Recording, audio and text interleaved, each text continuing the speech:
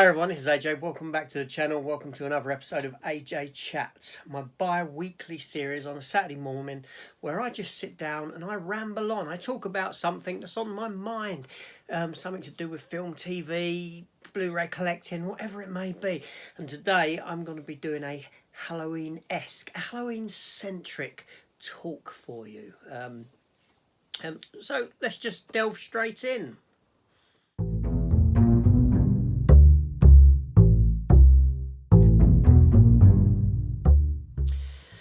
Okay, so we are actually a couple of days out from Halloween here, so I thought, well, why not do this chat today? It kind of makes sense. It makes perfect sense. Basically, people have come to me and they said, what are you doing for Halloween? As in, with regards to the channel. Are you going to be doing anything Halloween-centric? I said, no. No, I've got no plans to. So let me just explore sort of my history with Halloween itself as a holiday. Now, growing up as a child, I was born in the mid-70s, obviously grew up through the 80s, at that era when Halloween would have been the right age. I would have been the right age for Halloween. However, here in the UK, Halloween wasn't celebrated too much. You saw sprinklings of it, but not a lot. Not a lot of people done anything with Halloween. It's primarily an American tradition, obviously, and the Americans run with it. You know, they do some great stuff with it. Now, when I had children of my own, 3 children, I sort of allowed them to embrace Halloween, and I enjoyed it for them. I enjoyed it with them. I enjoyed dressing them up. I enjoyed taking them out and taking them trick-or-treating. You know, I didn't really like having to knock at people's houses.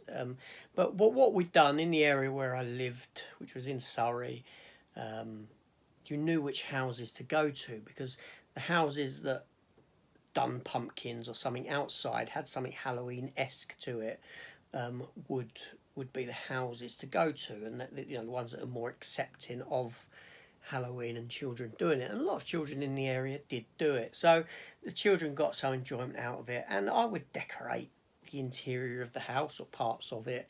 I would put stuff up and in the sort of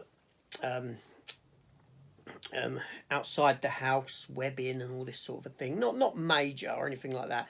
The inside was a bit more so, you know. I had shower curtains up which were white, but they had the blood handprints that run down them. A mat that had blood red footprints on it. And I'd put up webbing in the house and have some little skeletons hanging, sort of stuff like that, you know. But beyond that, we didn't really do anything. Now, the kids grew up, kids got older, didn't have to do that anymore. So now for me, Halloween is a sort of defunct holiday in a sense, in that I don't have to do any of this stuff. And I love the fact that I don't have to do any of it. I really do, because it was a lot of effort for minimal, well, no, I say minimal reward. Seeing the kids happy when they were little and dressing them up and all this sort of thing was fantastic. And I still get a kick out of the photos from that. But the decorating of the house just for one night, it's tiresome. It truly is. It's a lot of effort for one day, and putting it up, taking it down, putting it all away. You know, it's not like Christmas when at least it's up for like 3 or 4 weeks. We're talking like a day, a night, and then it's got to come down again. I used to enjoy the pumpkin making with them and all that, but I'm not sad that it's behind me, that those days are over. Those are now days that my children, if and when they have their own children, they can do what they want with them. And yeah, so I'm happy in that sense that Halloween is over for me. Now, this time of year, as a YouTuber, as a content creator, to do with film, a lot of people do Halloween themed videos, and I get that. I understand the reason why. And last year I kind of done it, I suppose. I did do nothing overly in depth, but I did review the Child's Play films, all of the Child's Play films, but that was primarily because the Chucky TV series was starting, and it gave me a chance to revisit those films before that begun, because that was a complete continuation of those films. So it was great to get those back into my mind. So I reviewed every one of them, and subsequently reviewed the Child's Play Chucky TV series, season 1, and we're at season 2 now, obviously. But yeah, so people said to me, well, what are you doing? What are you doing? And I said, nothing. So, you know, I see other people, and you know, they do their Halloween related stuff. They do 31 days of Halloween, where they do 31 days of film reviews. They watch 31 films throughout the entirety of October up to Halloween, and fantastic. At the moment, Pure Hangout is doing it on his channel. That being said, he's got a unique way of doing it, in that it's all, he isn't choosing a film, it's done in a sort of Halloween advent calendar style thing, and it's all mixed up in there. There's some in there, some have been put in for specific days for certain reasons, but all the other films are just ad hoc, and whatever comes out is the film that they're watching for that day. And that's a really great way of doing it. And some of the films that he's watching are not the sort of Halloween-y, horror-related films, but that's where my mind goes to for Halloween. I didn't even consider the sort of films like Practical Magic with Sandra Bullock and Nicole Kidman, and maybe Hocus Pocus and films like that. My mind went directly to the horror aspect of things, and therein is the reason why I've not done anything. I've not really delved into it. Now, horror is not my genre. It's not my go-to genre, as I am sat here in a Freddy versus Jason top, a Freddy glove behind me, and an Necronomicon Ex Mortis up there as well. It's not my go-to genre. However, I do get a liking for some horror stuff, but it's primarily the horror stuff that I grew up with, hence the mention of Chucky, hence Freddy, Jason, hence the Evil Dead stuff. It's all stuff from a bygone era of horror that we don't really get now. So why do I not do 31 days? Now, I got to take my hats off to the people that do this, especially those in the horror community, those that are deep into their horror, and they get into all the sort of subgenres, the blood, the gore, and all this sort of a thing. Now, the reason I haven't done it or considered doing it is basically because of this. It's because of this up here.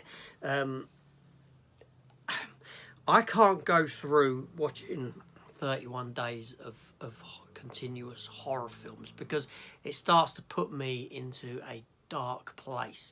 I don't mean in sort of psychotic kind of way or anything like that, but it has a certain negative effect on the mental state.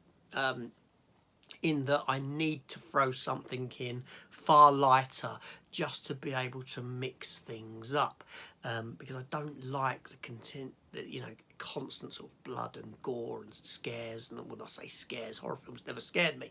That's one of the other reasons why I'm not really a big fan of horror, because they have no real effect on me in that nature. So that being said, though, they do have a sort of darker kind of a psychological effect, in that I feel myself that I'm in a sort of grungier place, shall we say. I'm in a there's like a cloud over me, shall we say, from watching a consistent amount of horror. I just can't do it. It's not something I'm sort of built for or adapted to in film watching. I would need to throw in some sort of comedy, to, not even horror-related comedy. I'm talking comedy to mix things up. And this is a thing that I've experienced throughout life. It ain't something brand new, something that's just sort of come to me.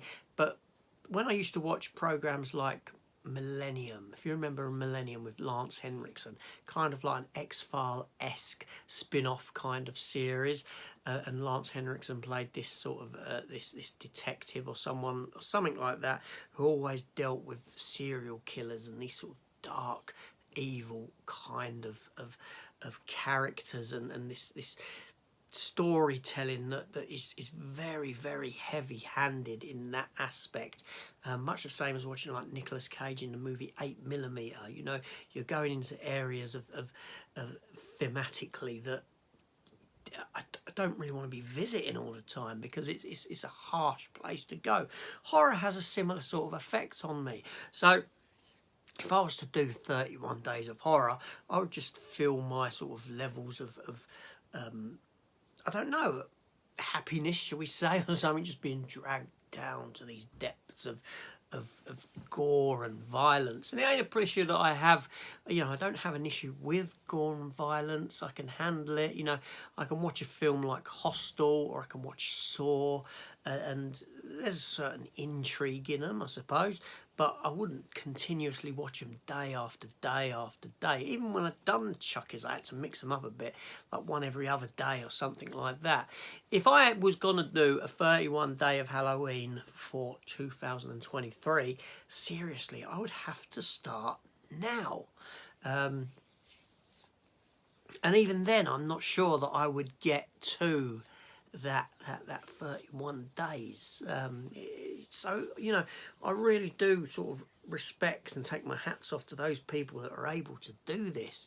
And I'd really like to have a conversation with them and explore if there is any psychological effect on them, because yeah, it intrigues me. That side of it does intrigue me, and you know, I want to do chats on this at some point. I do want to do a live chat with and I'm sort of planning it in. I know I may have done it by now when this airs, I don't know, because I'm 2 weeks away from this airing as I'm talking about it. But I'd love to explore that love of horror in people and what it is that drives them to this genre. It's something I find very intriguing, you know, psychologically, and you know, it just fascinates me. Not that genre of film, but people's love for it, because it's huge, and it's such a vast wealth of film that falls under this category. I don't know if there's any category as large as what horror has. I know that from a business perspective, horror is very cheap to make, and thus you can knock them out quite rapidly, quite fast. Acting is not really an issue in storytelling, and characterization ain't really an issue, but I just want to, something I'd love to draw to. So I do little bits for Halloween, because obviously we do get releases come out around this time, the horror releases, and like I did review Halloween Ends, and I've done a video on you know, my ending for Halloween Ends, what I would have done to impact the story somewhat, and all this sort of a thing. So I do little bits, but I just can't go in depth into it for those specific reasons, just because of this monoggin up here, and the impact that will take by watching 31 days of serial killers, madmen, murders, blood, gore, knife attacks, monsters, whatever it may be. It's quite excessive, I feel anyway. But anyway, so there we go, just a little chat I wanted to do, sort of Halloween related, and why I haven't really done anything overly Halloween related for Halloween. How many times can I say Halloween in one, well, not even a sentence, but you know, in a paragraph of speech, shall we say. But anyway, so that's it. That's my chat for today.